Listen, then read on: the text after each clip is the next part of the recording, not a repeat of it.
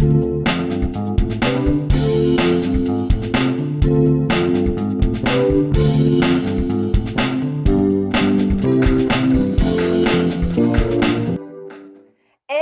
welcome. Welcome to another episode of Taboo Talk featuring your very own pastor, me, Lady Charmaine Day. Today's show is guaranteed to be full of sensitive, intimate, natural conversations rarely talked about in the Christian community. So get ready for your own spiritual consultation. Are you ready? Great, let's begin. How are you doing, beautiful? I know you are doing wonderful, marvelous, special, and incredible because those are all adjectives I would use to describe you. You simply are a breath of fresh air, and you are so nice and wonderful to everyone whom you meet that I'm just want to give you a round of applause for being so kind and uplifting. Yay! Continue doing what you're doing because God works through people and He's working through you to be a blessing to others. Well, today we are in for a treat.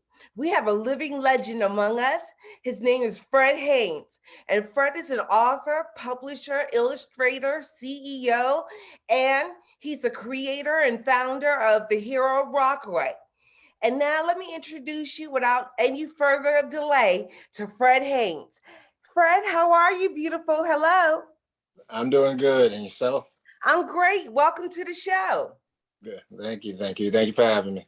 Thank you for coming. And Fred, can you share with us your background? How did you get involved with so many different and incredible things? Oh, well, that started many years ago during childhood. My brother actually, he was a comic book fan, and him and his friends, they would always collect books, and they would start drawing from them and everything. So he sort of got me into drawing, and I sort of took the ball and ran with it from there. I just did it for fun. I made my own comic books, made up my own stories and stuff like that Are you based off of, serious? yeah. And what happened was during high school, a friend of mine, you know, they all knew I drew and they knew I made comic books and stuff like that. And they were like, oh, you should do a comic book with all of us. And so that sort of kept me going, and I would do a comic book like every week. And I would Wow. come, yeah, I would bring it to the lunch table. We'd all gather around and they'd read the story, and then they'd get all excited, and then I'd do another one the next week and stuff like that. But mostly I was drawing a lot because I was sick a lot growing up. So Oh, I would be in the hospital and I needed something to do, what were you sick tell from? had asthma, still had a little bit, but I'm sorry. so so I'd stay in the hospital for, a week here and there and stuff like that, and it'd be off and on throughout the school year. And so I'd have to do something to keep myself occupied. We just had regular plain old hospital television back then, which was about, what, 6 channels or something like that or whatever. And during the daytime there was nothing on for any kids to watch, and you just had that one little, you know, pocket of space where there was some cartoons or some kind of entertainment for you, and then it was all adult stuff and boring stuff and new stuff. So it was just like, I got to do something. Mm, So I would draw and I'd write and I would draw. And wow. I just kept that going, throughout my entire life until college, when we, a friend of mine and I met a guy who was doing an internship at Marvel Comics. Wow. And we were like, oh, that's cool. Can you get us in? We'd always like to, go and check that out. We were comic book fans and everything like that. And he was like, yeah. And so he took us in, he showed us around. We were like, oh, this is cool or whatever. And he was like, yeah, whenever you want to come, I'll bring you around. Um, and then I was like, well, why don't we do it? Like, why don't we get an internship, for ourselves? And the college I was going to at the time, they didn't have an internship program. Mhm. So we were like, oh. And so I talked to the head of the department in order to set one up. Are And you so, serious? yeah, so he agreed to it. He was like, all right, we'll get some credit for it or whatever. And I was like, okay. So we went in, did the interviews, and I got in, my friend got in, and my other friend got in. And that's Wow. how we started getting into, the comic book world and the business. Wow, that's great. Yeah. And so you've worked for Marvel and DC Comics, right? Yes, yes. Yeah, Tell us about that. um I worked for Marvel because I did my internship there, and then I built up relationships and learned a lot from seeing a lot of the artwork come in, and meeting a lot of the other creative talents. They would come into the bullpen and they would work, and I'd watch them work and stuff like that. So I picked up quite a few tips from that. And then, I built relationships with a couple of editors and stuff like that. And eventually I got my break through them. And I did a couple of projects, and that was great. That was a great learning experience. And then when I really wanted to put myself to the test to see if it was basically me or was it my talent that was working for me. So that's when I took a bunch of samples and I sent them out to all these different editors at DC Comics. And I was like, okay, let's see what happens there. And, we got rejection letter here and there. And then I got one acceptance letter. And the guy called me up. I thought it was fake because he called me at around 6:30. And, and I was like, office should be closed. Like, what are you talking about? But he's like, oh yeah, and I like your stuff and blah blah blah. And he had a project he wanted me to work on. I was like, okay. I didn't know if he was legitimate or not, so I had to go and check out some of the books and see if he was one of the editors I actually sent my stuff to. And it was, and I ended up doing a couple of issues of Green Lantern after that. From there. Wow. That's great. That's great. So tell us how you got to the Hero of Rockaway.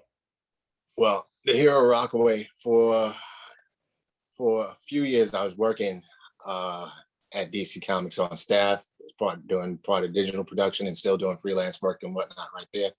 But while you were working on staff, you couldn't really create anything, basically because you were under the umbrella of Warner Brothers, and anything that you created, they sort of managed to have the rights to or had first crack at it and stuff like that. So I had to hold off on doing anything for myself for a while. And then eventually they relocated. I decided to stay here in New York and, finally take a crack at doing things on my own for myself. And I went to a couple of the newspapers and spoke with some of the editors and the owners, and I pitched my idea, and they were really interested. And I put something together really quickly because they wanted something based on, Rockaway. And it's like, we want to do something. We'd like to have a strip in the paper, but it has to relate to Rockaway and somehow. And I was like, okay. And I went back, and on the way back, I thought about it, and then I came up with the concept and drew out a couple of strips. Came back the next week and showed it to them, and they started running. Wow. That's great. Yeah. Wow, that's an amazing story. Yeah, yeah. And so one of the things that you learn being in the comic book business is there were a lot of people who you would be sort of surprised at, like, the consistency at which they had regular work. And then after a while you find out, with comic book business and like any business, it's a lot of it is relationships. And you have to work on building your relationships with all the different people that you're going to interact with. It's almost like dating. So you have to put on a certain face and be a certain way, feel that person out, and you know, figure out what you're going to say in order to, get them to establish some kind of relationship with you, and then work with them because you want a good working relationship with anybody. Excellent. Excellent. Now, Fred, Mhm. that just seems like one miracle after another miracle after another miracle. That was a great beginning. Thank you. No problem. No problem. You told me at the in the pre-show that you had 21 pearls for business and life advice for the listening audience. Can you share that with us now? Okay. All right. I'll bullet through them real quick, and then I'll go back, I guess, and elaborate a little bit. Is that okay? If that's what you want to do, feel free. Okay. One pearl is about family. All Mhm. right. The other is about health. Another about communication, language between people. Another is about relationships. Another is about love.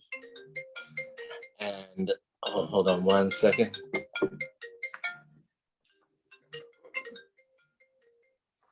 And sorry about that.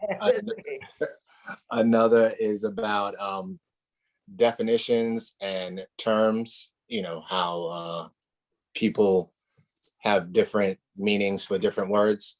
Mhm. Okay. Another about race, sex, discrimination, spirituality, time, legacy, Mm. society, patterns, knowing versus understanding, types of people, nature, life, death, money, and discipline.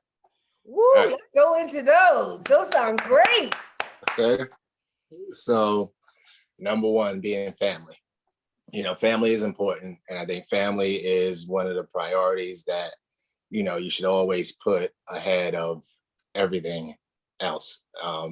Because without, your family to back you up, to have your support in order to bounce stuff off of, you know, whether that is family is blood or family is people you've built relationships with over the years, you need those people in order to bounce stuff off of, in order to keep you grounded, in order to keep you stable.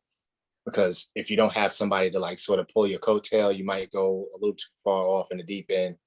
True. And, you may end up doing stuff that's more detrimental to yourself than helpful. Right. So that's where family comes in for me. Mhm. All right. Health. And where health comes in, which is point number two, is, without your health, you've heard that phrase, you don't, with your health, you have everything, as Right. long as you're healthy.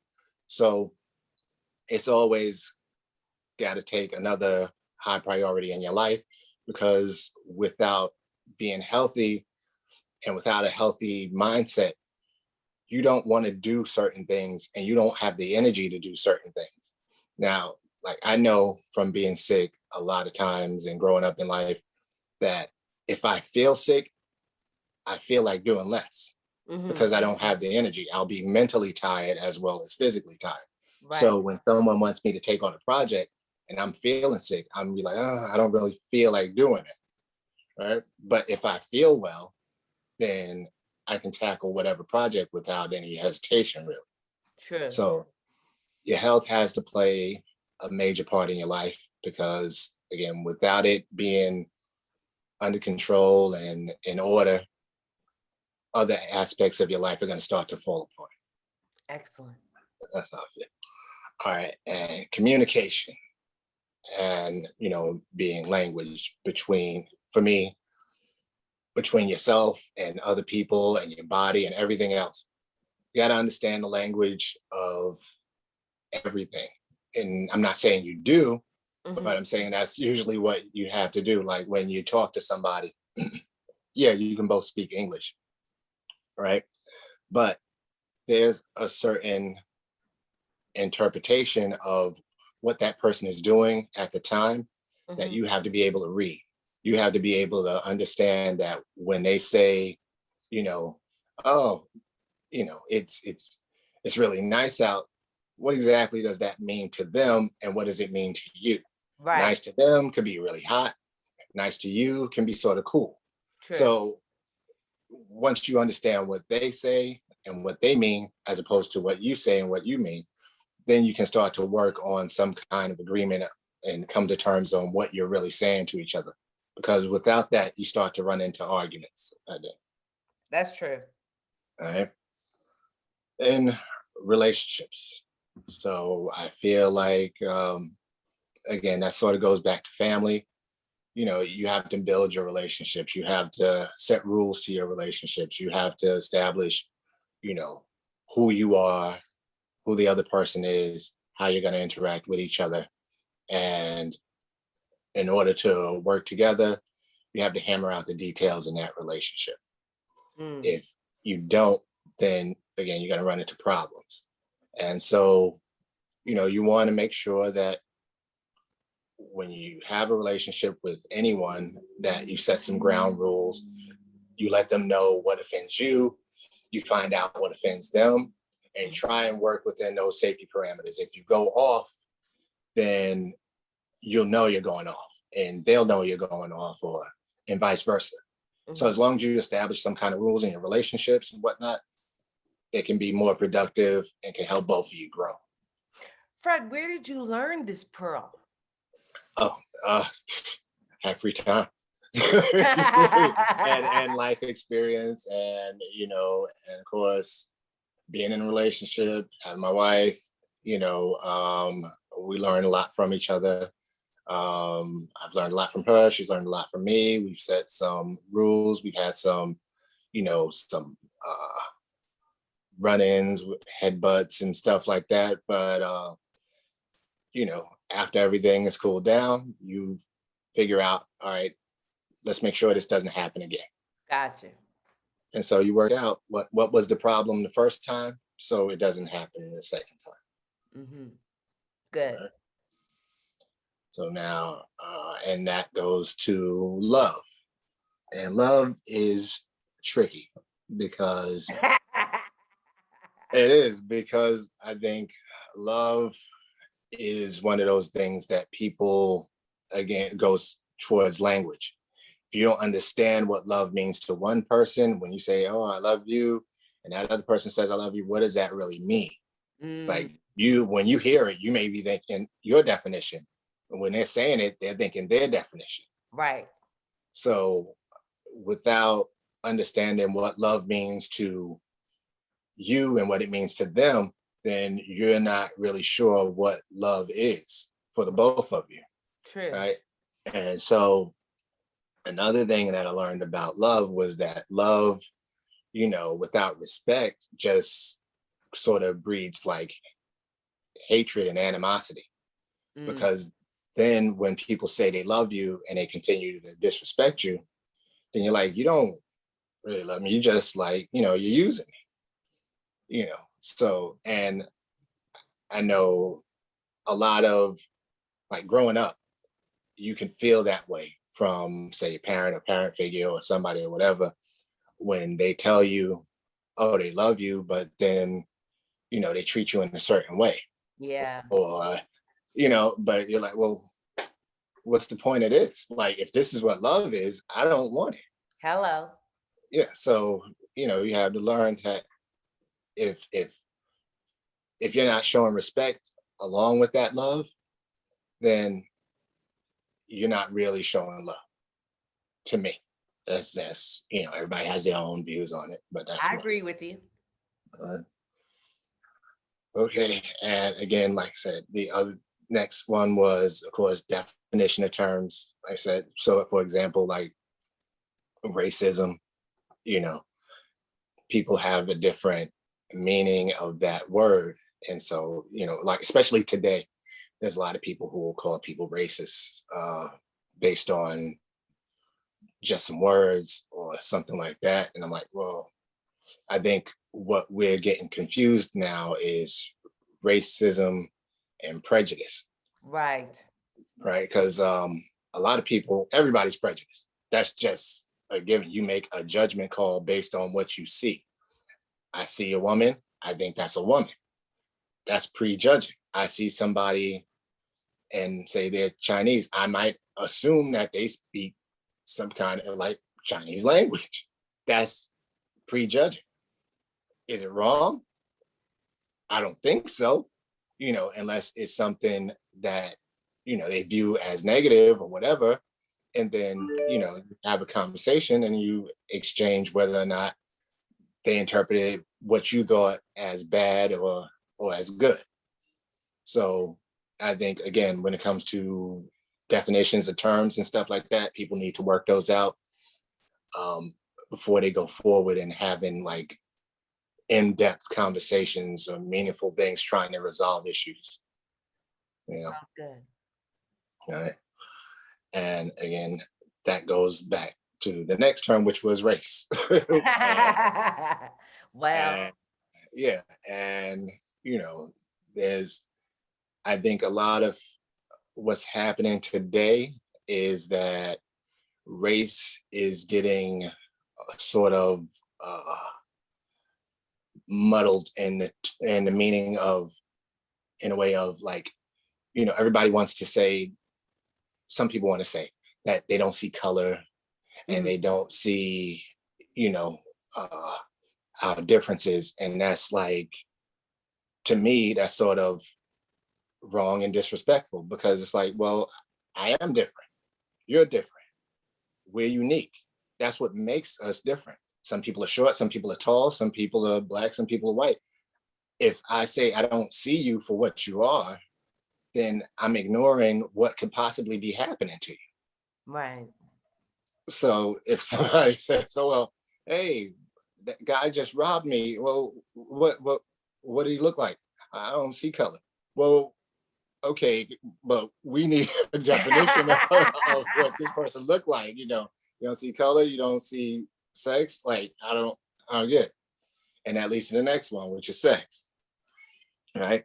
So sex is another thing where today I think, you know, people have a bit of confusion around what role sex plays in a relationship. And I've seen that online, like with a lot of uh, maybe younger women and maybe some younger guys as well, and even guys around my age and women as well. Whereas people, some people are thinking that, sex is the relationship. Mm, And it's like, no, sex is part of the relationship. Sex isn't the relationship. that's right. And so people think, oh, if the person is, sexually attracted to me, then we got a relationship going. And it's Look like, forward to it. yeah. And it's like you got, and it sort of plays into looks and a lot of things that are happening with, plastic surgery and things like that now. Mm, And so a lot of younger women are thinking that, if I look a certain way, if I have these extensions, if I have these lashes, if I have these implants, if I have the, you know, manufactured things, that I'll attract more guys. And I think what they don't realize is that you're missing out on the guy who liked who you are. hello. So yeah, there may be a guy, maybe you don't have, huge breasts or whatever. There's that guy that doesn't want women with huge breasts. And then they say you do have huge breasts. There's a guy who wants that. And there's just like there's a guy who likes tall girls, there's like a guy who likes short girls or whatever. Like, you have to be comfortable with you and know that you're set to attract the right person for you, being who you are. Once you change that, you now get a different type of dude. Mm, So that is not the guy who was meant for you, because you are not no longer you. hello. So That's very powerful. yeah. Now the next one is discrimination, which I think is something that people can understand if you put it into a certain context. Now, I don't say discrimination is necessarily right. I don't think so. But when we look at it from a different point of view, we can at least understand it. And so when we understand stuff, I think we don't get as angry. Right. We don't let it control us emotionally. Now, say you create this huge business and you want to employ your family, right? So, okay, you got, your brother working here, your sister working here, your mother doing this, and, your niece and nephews doing that or whatever. And then somebody can come along and be like, hey, how come you have any of my family working here? Right? So you'd be Right. like, you discriminating against my family. And you'd be like, no, that's not what I created this for. I created this for my family. And then now somebody else can come in and be like, that's not fair and blah, blah, blah. And then there's a whole big thing. And so eventually what happens is you let somebody in, your family's going to feel a certain way. Yeah. And then that person's not necessarily going to be treated as, family would treat each other. And so this is where you end up with a lot of issues. And I say that because discrimination and integration sort of, play a part together, in that's what discrimination was about and segregation sort of was about. And so I understand like the anger and animosity that happened once people were forced to integrate, because they were like, well, this is mine. Why can't you have yours? And so when people go back to thinking like, well, I don't need yours, I have mine, or I'll make mine, then we won't have that issue anymore. Wow. And then if we want to have somebody from over in your family work in my business, and you want somebody from my family to work in your business, whatever, vice versa, then it won't be a problem as long as you have yours and I have mine. Gotcha. And so that's where I see the discrimination thing. Right. And then once you are able to recognize things and put them in certain boxes so you understand, then that's what leads to the next one, which is spirituality. Uh-oh. And yeah, when it comes to that, I think we live in a world that is mostly focused on material and physical. And it's destroying our spirits. Yes. Because we need to have balance.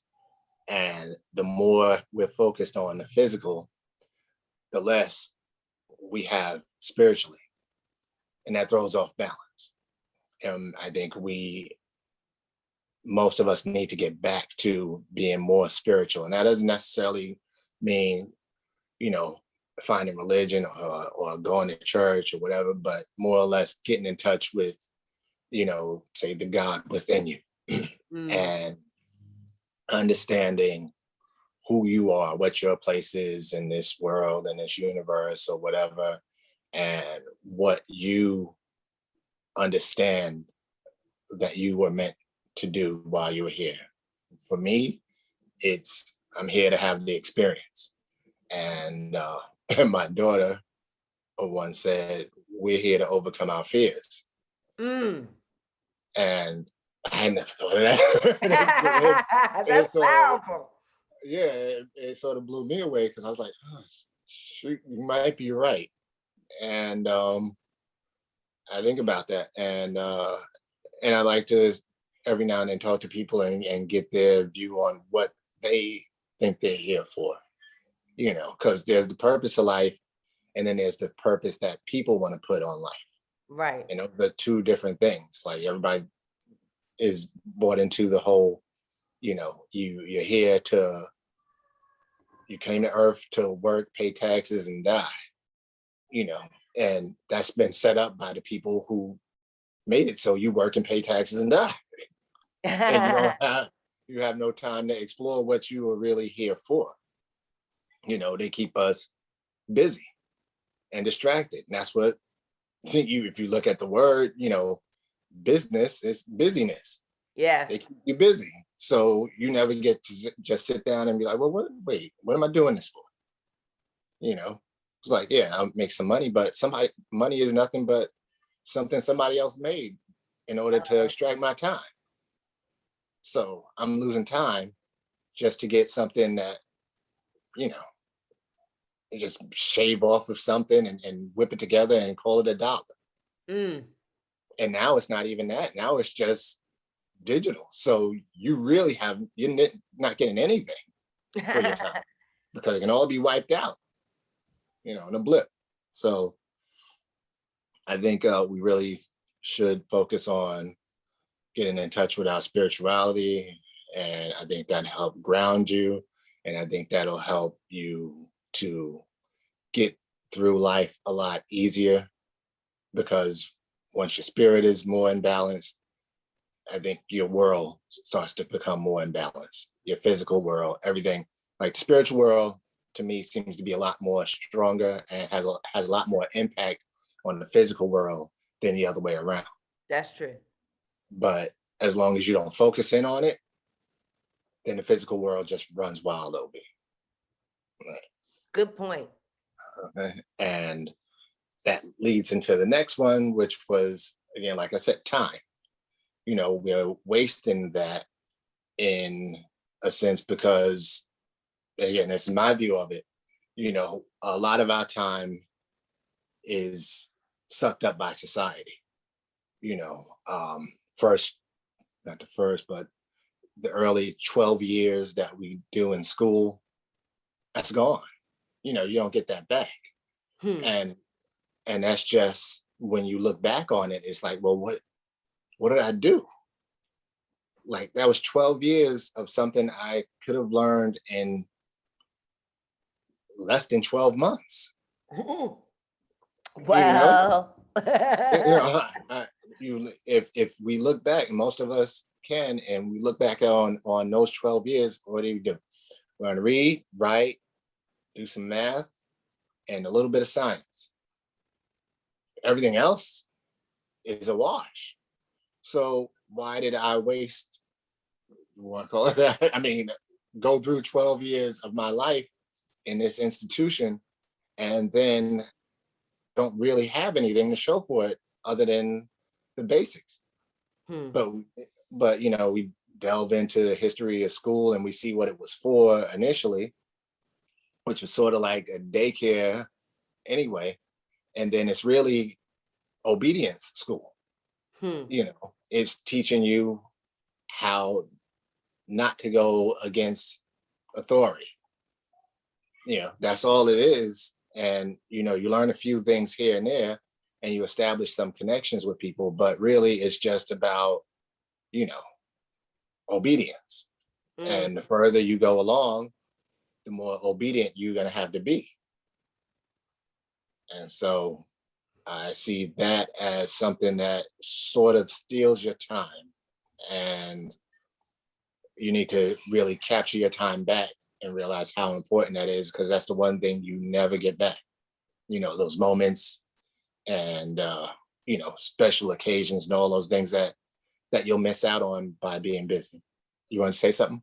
Yeah, I wanted to say, Fred, that was such a deep point that school really is obedience, teaching you to be obedient. And when you think about it, that is so true because all you're doing is paying attention to the rules and to the regulations. And when you leave, you're right, 12 years is gone. And what do you have to show for it? That is such a deep point, Fred. Thank you so much for sharing that one. No problem. No problem. And so the next pearl was legacy. And I think that's also an important thing as well, because, when we go through life, we have all these experiences that we go through and we learn from, and, you know, someone we share. And we don't want those to be for, just for us. We want to be able to pass that on to people, whether it is, your children, your nieces, your nephews, or somebody, so that, should you be gone, then they have the benefit of your life experiences, your information, so that, what mistakes you made, they don't have to make.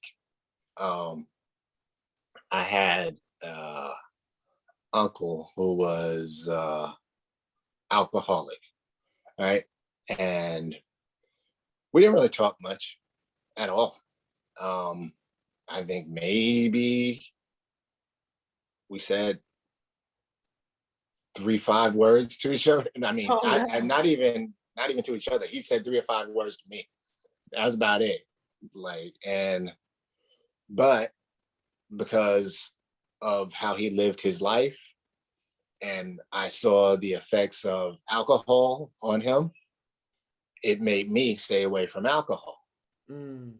And so, yeah, it messed up his life considerably, but I learned from it, and I didn't have to go through it because of him. So, in that sense, I can appreciate him, you know, and what he went through, and what I could learn from that and gain from it. So, I think, even just our actions and children or whoever, or people seeing what is going on in our life and what we go through, they can learn from it without you necessarily having to tell them.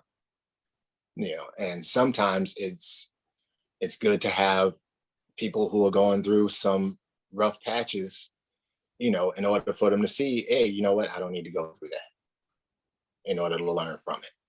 Hmm. You know. And then that brings us to society, which is number 13 on the list. Right?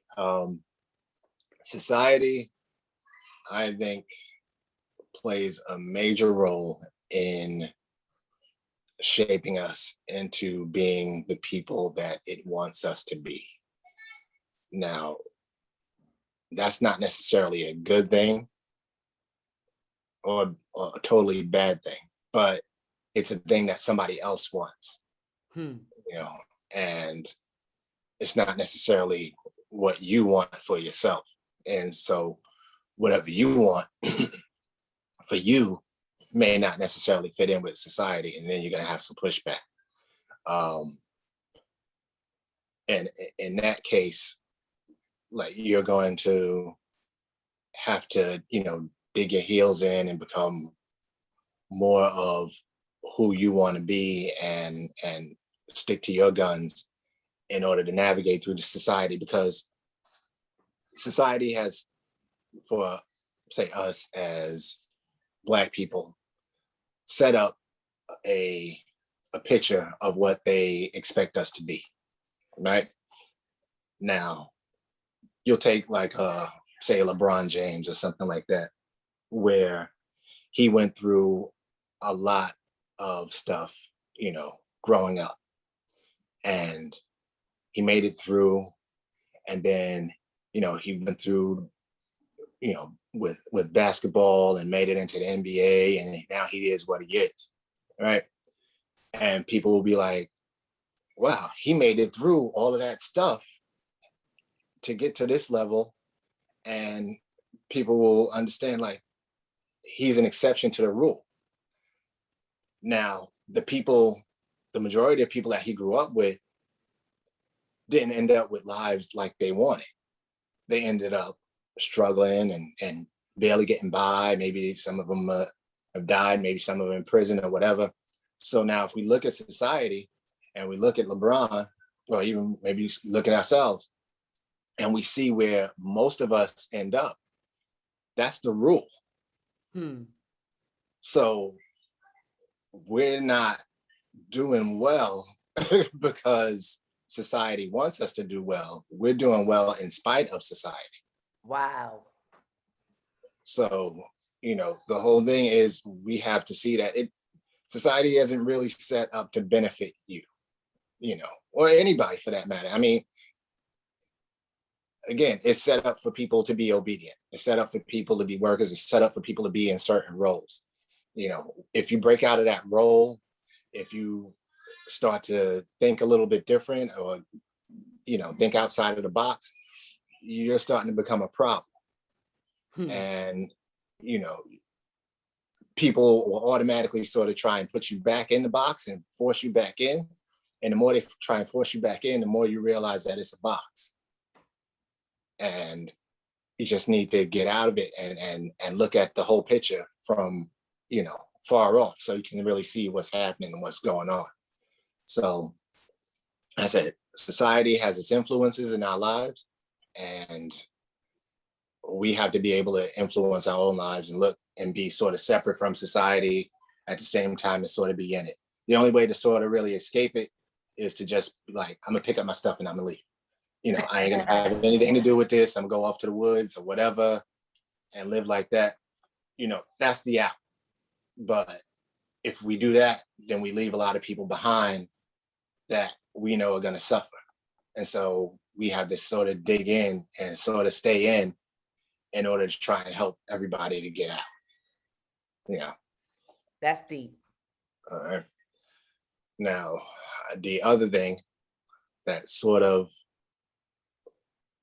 leads into, not really, but it can, which is patterns, right? And I think we need to recognize that, you know, like in society, we see patterns. Patterns repeat.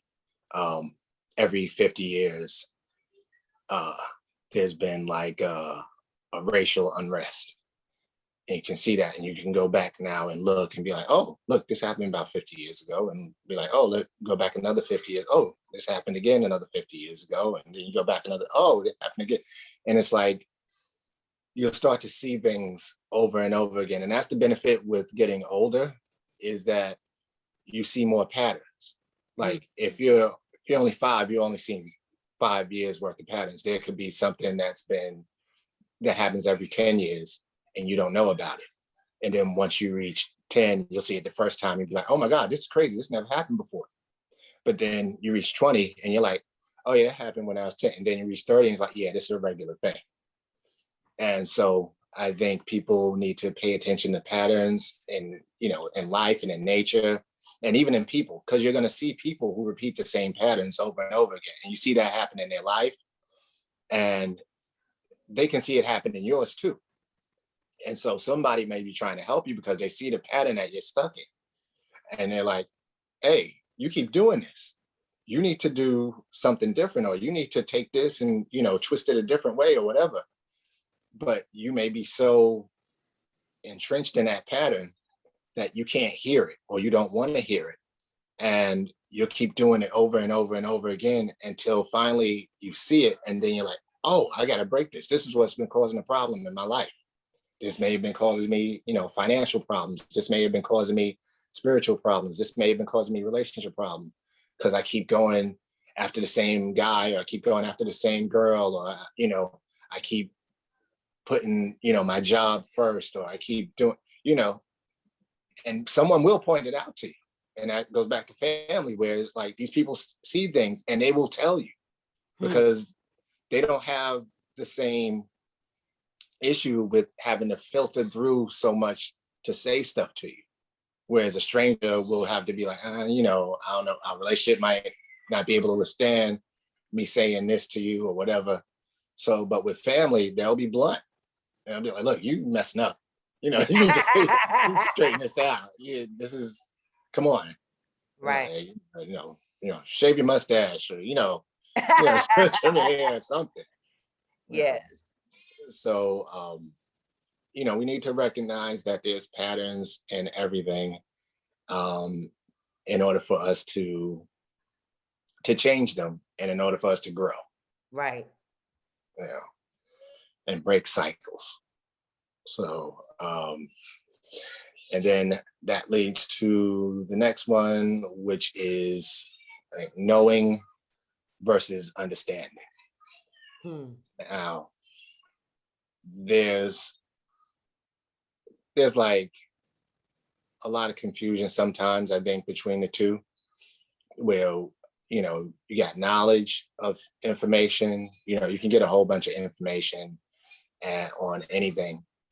Like you can know how I can get some instructions and I can know how to build a car, right? I can look at the instructions, I can read it, and I can be like, okay, I follow this, I follow that, I follow that, and I can memorize it and I know how to build a car, which is great. But then if I have an understanding of the information I took in, now I can be like, oh, wait, I can also build a motorcycle, or I can also, build, a small little train, or maybe I can also build because I understand how it works. I don't just know it, I understand it. And that's deep. So now I can take that and apply it in different ways. Yes. But if I know something, I can just know that. If I understand it, I can apply it in many different areas.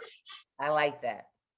So yeah, so one of those things is that I don't think a lot of people really necessarily think about too much, because, for example, you have like schooling and stuff like that, where a lot of people go through school and again college and get degrees and all of that stuff, and they know a lot, but then it's the ones who understand what the concept is behind whatever it has been that they're studying. Those are the ones who sort of take off. Like you don't want your doctor to know the same thing that every other doctor knows. You want your doctor to understand what is going on, Hello. so that he's not going to take the same approach that everybody else is taking, and he may be able to help you more so than anybody else, because he's not just following the books. He's not just following the rules. Like, well, I don't know. It doesn't fit with everything I know. So I don't know what you have. Right. We can't help you. You want somebody who can be like, oh, you know what? This seems like it might be this, and it could be leading into this, whatever. And then they can try and help you a little bit more. But if they just know what they know and they haven't tried to figure out anything any further, then, it can't really help you. True. Yeah. Next was types of people. And again, that goes into like patterns and, understanding and knowing stuff too. You're going to, at least I have in my life, run into several types of people. Yes. And then if you run into enough people, you'll see again a pattern repeat. Hello. And so once you understand how to deal with a certain type of person, then another person is going to pop up that's like them somewhere along the line. So if that person has been causing you difficulty, say like if you're a kid and you've been bullied by a certain type of person, you'll know that person when you see them coming, right?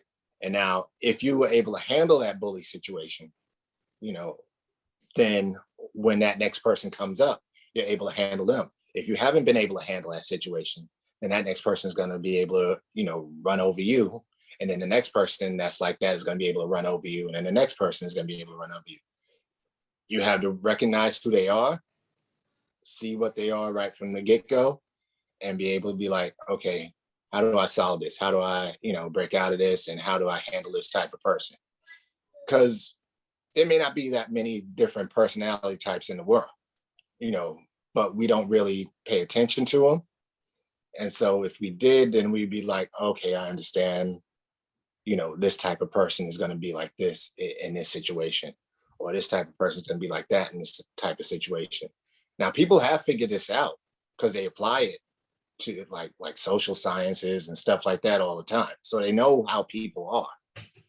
And now we can't just let other people have information about how we work and not be able to understand how we work ourselves. So you got to know what types of people you're dealing with. I just wanted to say, if someone knows you better than you know yourself, that's a shame. That person play you. That person can use you and manipulate you simply because you don't have an understanding of yourself. So understanding who you are and what you're about is very important. And then understanding the different types of people and how they impact you is also important. Fred, this was a jewel. No problem. Yeah. So yeah, it comes to types of people, and yeah, like you said, knowing yourself. That's always like the goal, or one of the main goals in life. Mm-hmm. Um, and that leads to nature, which is, you know, um, I think during when you have time off and you have time to think and you look at nature, it really helps to put things in place for you and helps you to understand how your life operates and how it sort of should operate. Like if you look at, you know, we worry about stuff like, starving and, running out of food and all of that. And then you look at something like the birds, and it's like, I've never seen a bird starve to death. That's true. Right. So like if every other animal on this earth can somehow figure out a way to survive, what's going on with us? Hello. Whereas we say we're the most intelligent, whatever that means, but yet here it is, somebody drops us off somewhere in the woods or in the jungle, and then we're like, oh my God, how are we gonna survive? Like what?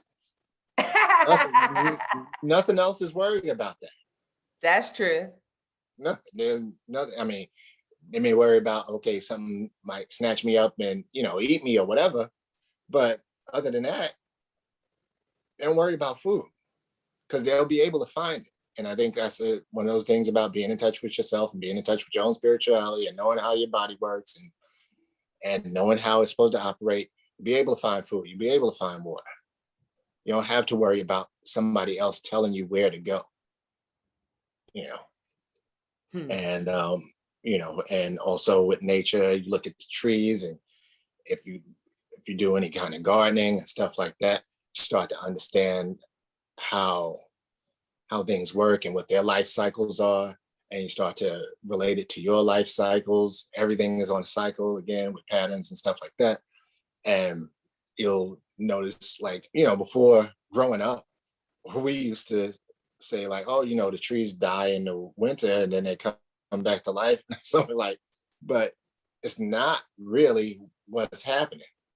And when you got time to think about it and sit back to yourself and be like, well, what's really happening? And it's like the trees are, for lack of a better term, they're fasting during the winter.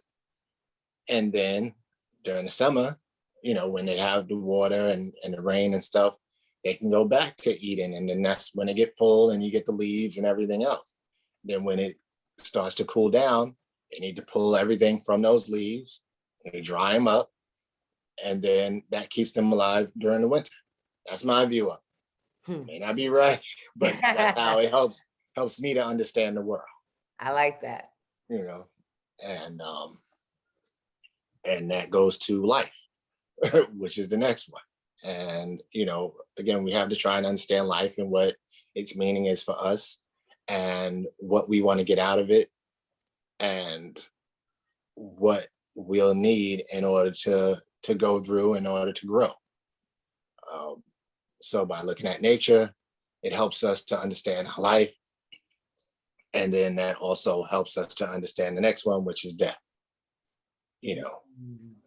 Because death is something that if we think about, again, if we have time and we study a little bit, it's sort of a problem. Because why? It's a problem because people die from something, right? Mm-hmm. No one ever dies from nothing. They die from something. And if you take that something away, do they still die? Wow, no. And that's what I'm saying. So like, everybody, has always died from, oh, they died from this, they got sick from that, or whatever, be it heart disease, be it cancer, be it whatever. They died from something. It's a malfunction or a problem in their body or somewhere along the line, but there was something broke down. Now, whether that needed to break down, more than likely, no, but again, we accept it. And I think once we accept death, then it becomes a part of our life. Mm. So if somebody all of a sudden just didn't die, then everybody else would be like, oh, shoot, I don't have to die. But as long as you don't see that, then you accept it. Hmm. Now, all it takes is one day somebody pops up and, yeah, I'm like 500 years old. Oh, shoot, really? We don't have to die at 50, 60, 80? No, we don't. And if we look further enough back, we'll start to see people, didn't really die off as early as we're dying now. Yeah, they say we're living longer, but that's artificially with medications and in nursing homes and stuff. So that's not really living. You're on like life support. So people back then were still moving around. Even if you look at who was the what's his name? Prince, it's Queen Elizabeth's husband or whatever his name. I can't remember his name. Prince something. But I think he was 99 or something like that, or he was up there. And people assume now, because of what they've seen, like when you get old, you have to automatically start losing your memory. You can't move around on your own. Somebody's got to take care of you. All these other things. You can't talk like he used to. You can't. But he was driving. He was walking. He was doing everything. He just died. Yeah. So I think he had some heart surgery, maybe, or something like that. But aside from that, his body was still working how it's supposed to work. So we're getting conditioned to the point where we think we're just supposed to fall apart and just, shrivel up and not work anymore. And that isn't how it has to be. And I think if you get in your mind that it's not how it has to be, then it won't be that way. Uh-huh. Fred, that is so true. And that's not what the Bible promises either. The Bible promises a prosperous, abundant life, one that's full and rich, and we're healthy and whole. And so falling apart, you're right. That's what people are expecting today, because that's what we've been conditioned to expect. And that's what we've been conditioned to learn. And that's a pattern, and that's obedience, but that's not the truth. Exactly. And, like a lot of, and this is where I may, stir up a few problems, but that's where I have a lot of problems with some religions. Whereas if you take away what some of them are teaching, which is death, like the focus is on death. Like all your rewards are going to be, after you die. And I was like, well, you weren't put here to die. You were put here to live. And even if you go with the Bible, it says choose good and choose life. Yeah. And choose bad and choose death. So death is never supposed to be a good thing.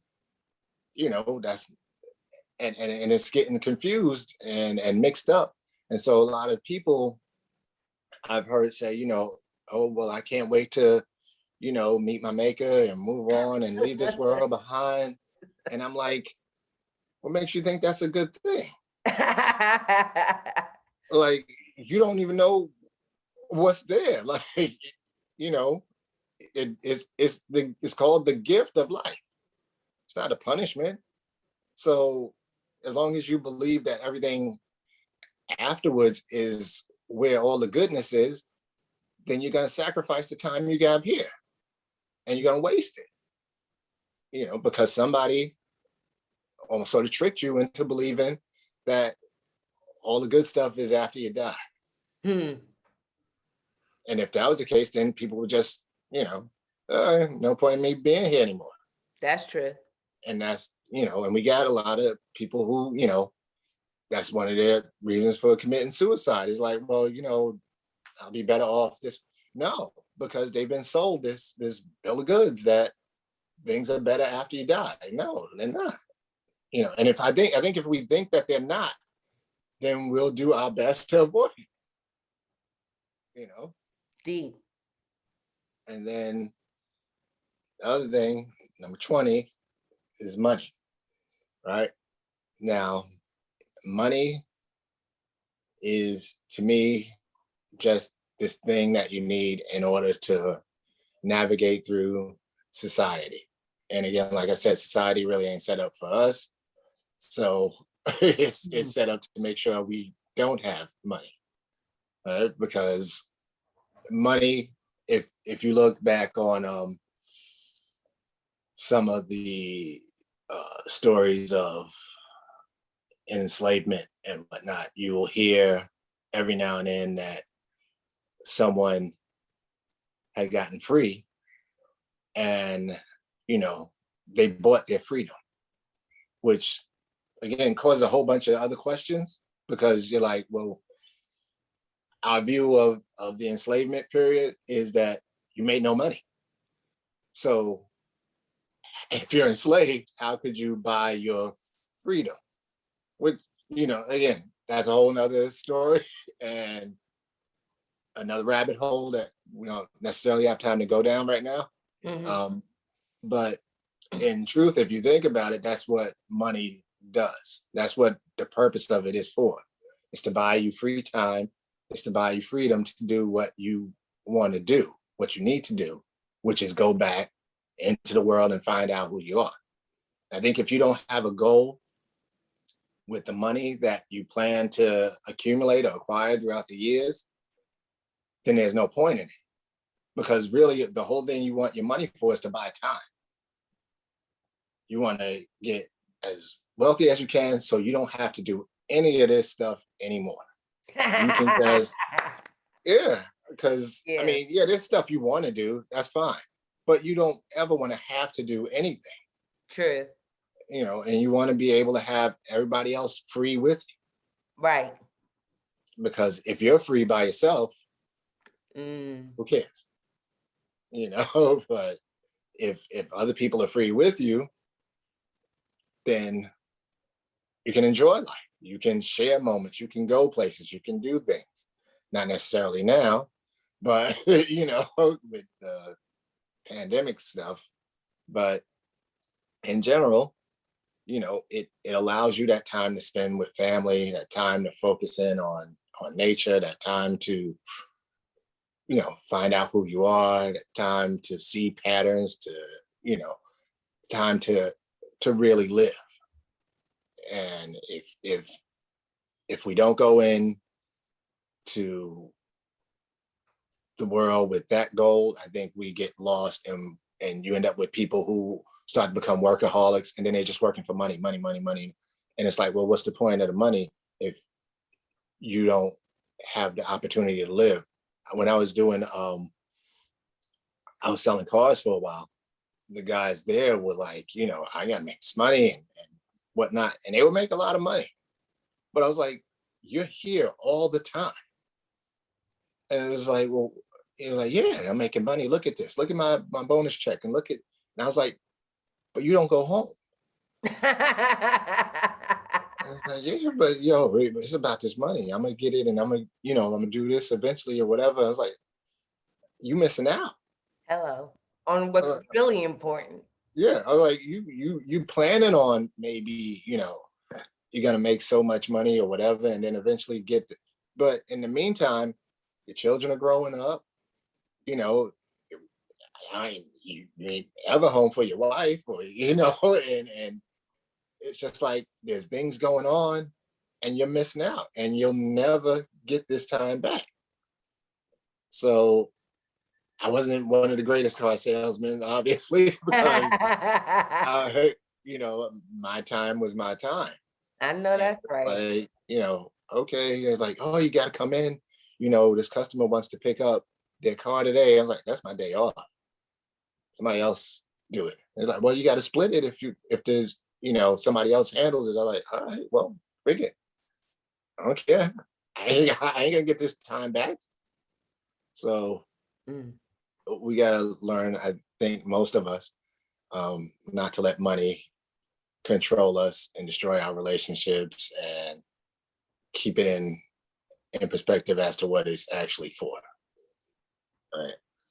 And the last thing, which wraps it all up, was discipline, which is again knowing how to control yourself, how not to let other things control you, and have a balance between your spirit and your physical in order to help you navigate through life, death, and time, and everything else that goes on.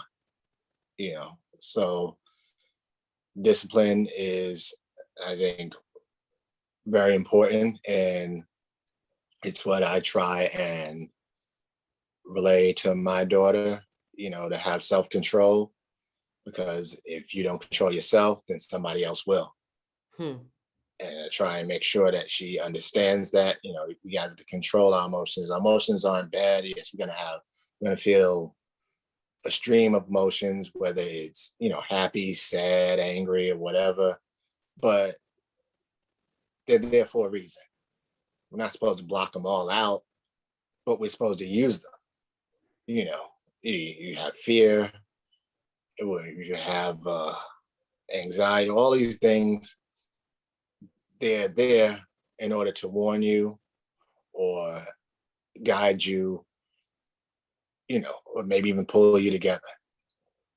But if you don't let them control, if you allow them to control you,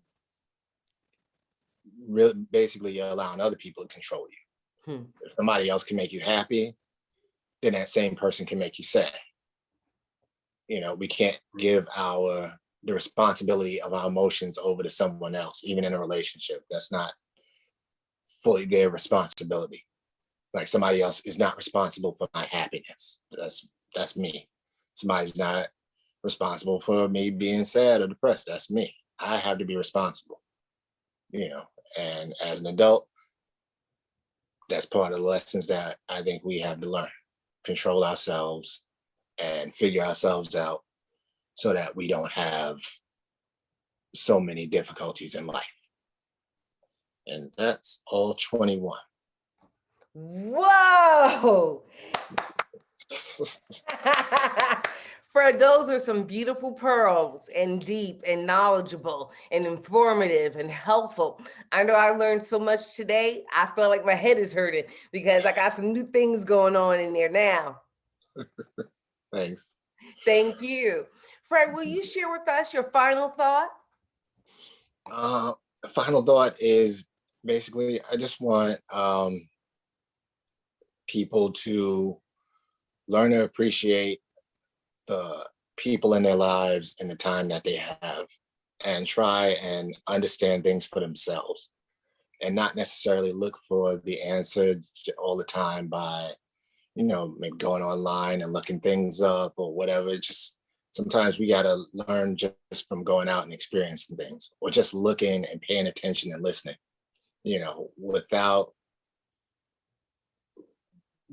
doing that, it ends up being somebody else's thinking for us. And once people start thinking for you, they start guiding you and they control your life, and you don't know where you're going to end up. But if you control your life and if you're doing the thinking for yourself, you can say where you want to end up, and you can make sure you end up there, and you can take whoever else with you that wants to be there. They can come with you because you know where you're going. All right. And Fred, can you Mm-hmm. share with us your URLs and ways to reach you? Yeah, you can always find me at theheroofrockaway.com. All right. On Instagram, it's the Hero of Rockaway as well. And also, I have a book out that is the Hero of Rockaway on Volume 1. It's crime.